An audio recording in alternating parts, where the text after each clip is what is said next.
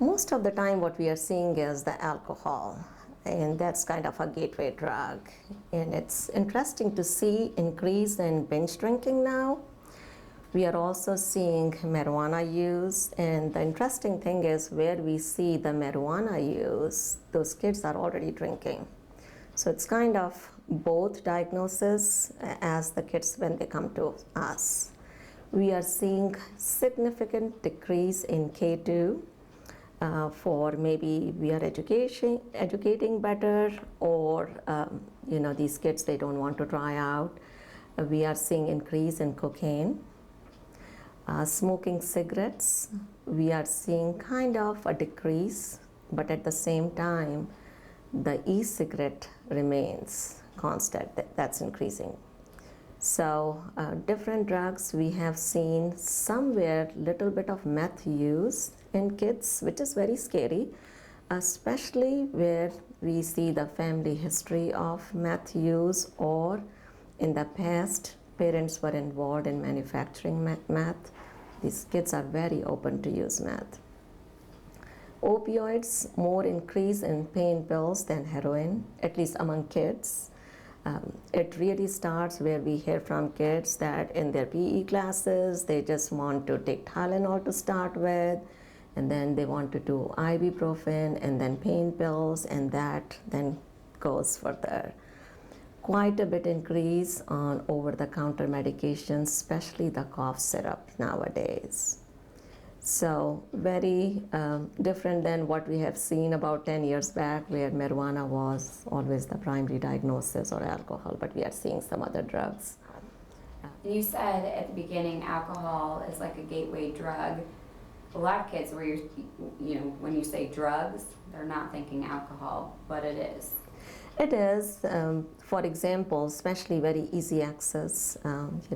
We all sometimes, as a social drinker, keeping the wine bottle at home or beer in the fridge, and when they are by themselves at home, that's much more easier. They don't have to hide. So definitely, that has been always there. Whenever we did the assessments in the past, alcohol was always, and that's very accurate, that sometimes they don't think that's a problem, but that's where they start. And then having those pain pills mixing with alcohol, that makes the situation worse. What are red flags as a parent if you're like, my kid's not doing that? What are some things that they could be missing, or that kids are doing now that you might not have been doing before? Sure.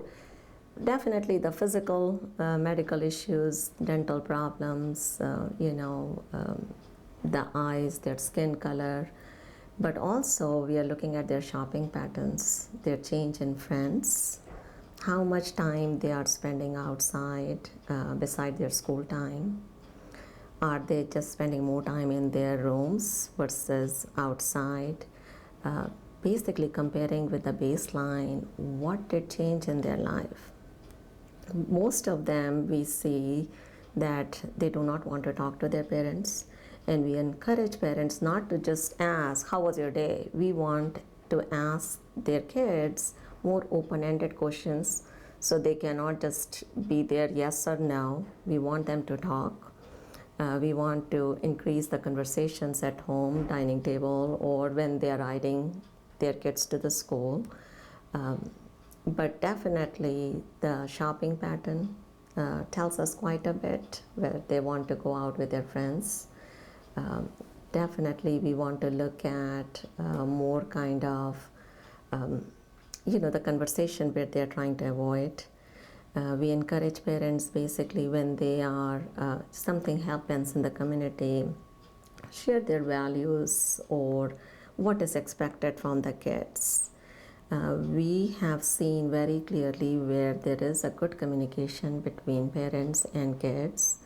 And even if they have tried sometimes, because sometimes we hear, I just want to try out, but then, nobody cared or nobody asked me, and I just ended up using more and more. If they are in pain, physical pain, we want to see, we want to monitor, if they need the medication. We encourage parents to keep the medication at one place with the labels, They need to discard them if they are, expired. Um, those are very simple things that can be done, but very much open communication is the key between parents. And as a community member, I always say that it's not just the parents, it's not just mom or dad. I think as a member, we all are responsible. We always ask, mentors, ask for help, mentors, teachers, um, the counselors, anybody who can help. And one message I would like to give for mothers, especially, that don't give up on them. Let them know. God knows how many times I told my son, you can do what you want to, I'm not going to give up on you. And it's like, it gives them a very clear message that somebody cares about them. And if there is anything they have done which they don't feel that, they have done wrong, it's okay. We need to learn from our mistakes. I always say, as a mom, the moment you find out you're pregnant, you have made the commitment, and that goes until the last breath.